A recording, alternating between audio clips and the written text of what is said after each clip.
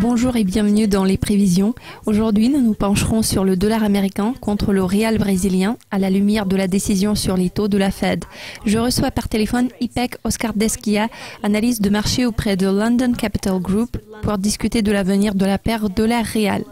Ipek, le réal a réagi de manière impulsive à l'abaissement de la note souveraine du Brésil par le S&P en catégorie spéculative qui a choqué les marchés la semaine dernière. Le réal a atteint son plus bas sur 13 ans. Pourrions-nous voir une nouvelle correction du dollar réal à court terme? Après les ventes massives récentes, le dollar américain a culminé à 3,19 contre le réal. Nous croyons qu'une correction dans une fourchette comprise entre 2,80 et 2,73 est possible. Cela représente un retracement de Fibonacci de 23,6 et de 38,2% par rapport à la baisse enregistrée le mois dernier. Cependant, à moyen et long terme, le réal devrait s'affaiblir tout simplement parce que le déficit courant du pays ne cesse de s'élargir et le déficit du PIB actuel s'élève à 4,3%, des niveaux jamais vus depuis 2000 quand le réal s'était fortement affaibli avant de commencer à attirer des investissements. Si le pays ne parvient pas à attirer d'investissements à partir de maintenant, le déficit de son compte courant exercera une pression à la baisse continue sur le réal. Le fait d'avoir été rétrogradé en catégorie spéculative n'aide en rien à attirer les investisseurs. Vu les risques financiers, la fuite de capitaux à moyen et long terme s'accélère. La correction est alors limitée car les fonds multistratégies vont saisir les possibilités d'achat en maintenant la pression haussière du dollar contre le réal.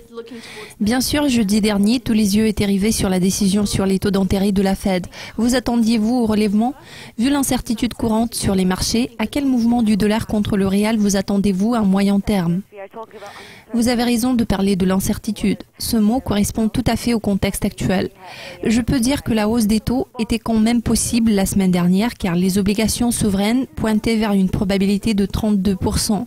Cependant, il est intéressant de noter qu'à ce stade, personne n'est sûr de rien. Même s'il y avait eu une hausse des taux la semaine dernière, l'avenir serait resté très incertain parce qu'il aurait fallu voir comment l'économie américaine et l'économie mondiale y auraient réagi. La question est de savoir si ça va être un mouvement ponctuel ou bien une mesure assez fréquente. Toutes ces questions restent ouvertes. Pour ce qui est du court terme, une hausse de taux de la Fed aurait pu soulager le marché et permettre au réal de prendre une pause dans le contexte où il faut laisser de côté les rumeurs et s'en tenir aux faits.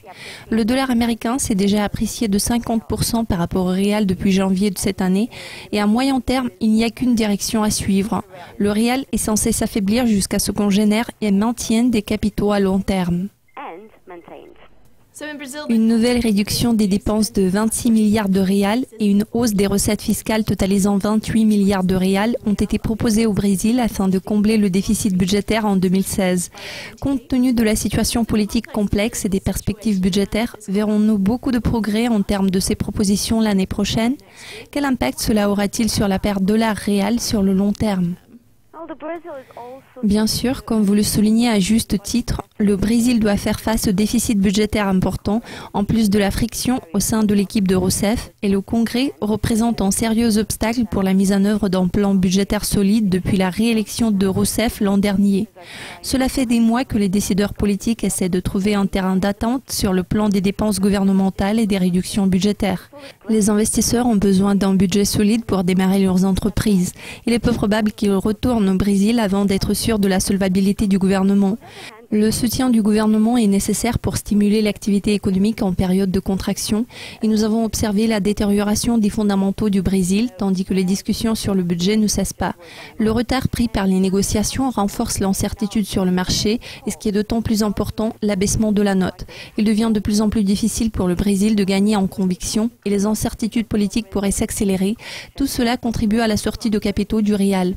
Notre cible à moyen terme se situe aux environs de 4, mais dans les 6 à 12 prochains mois, nous envisageons une remontée possible jusqu'à 4,2550.